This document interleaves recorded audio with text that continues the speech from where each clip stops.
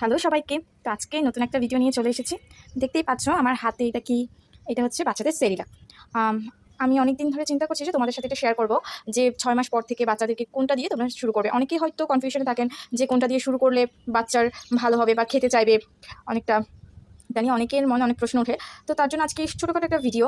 তো আমি আমার বেবি তো 6 মান্থ প্লাস হয়েছে, তাই আমি আমার বেবিকে এটা খাওয়াই। আমি আমার বেবির জন্য তাই প্রথমেই দুধ ভাত সেরিলাকটা সিলেকশন করেছি। তো আমার মধ্যে হচ্ছে বাচ্চারা প্রথমেই হচ্ছে অনেক ধরনের সেরিলাক আছে, যেমন মাংস, আলু, গম, দুধ, মধু, এগুলো দিয়ে শুরুতেই এই ধরনের কঠিন খাবার দিয়ে শুরু করা উচিত নয়, আর ধীরে ধীরে উচিত। তার জন্য প্রথমে হচ্ছে দুধ ভাত সেরিলাকটা সিলেকশন করলাম। এটা হচ্ছে বাচ্চা আস্তে আস্তে বুঝতে পারবে যে এটা অন্যরকম টেস্ট, এটা খেলে আপনার বাচ্চার কী ধরনের এফেক্ট হবে সেটা তো আপনারা তখন দেখবেন। তার জন্য তো বুঝতেই পারছেন দুধ ভাত সেরিলাকটা দিয়ে শুরু করাই ভালো বাচ্চার হেলথের জন্যই আমি বলছি। ওই যে দেখছেন আমি দুধ ভাত সেরিলাক দিচ্ছি আমার বেবিকে। তো এইটা হচ্ছে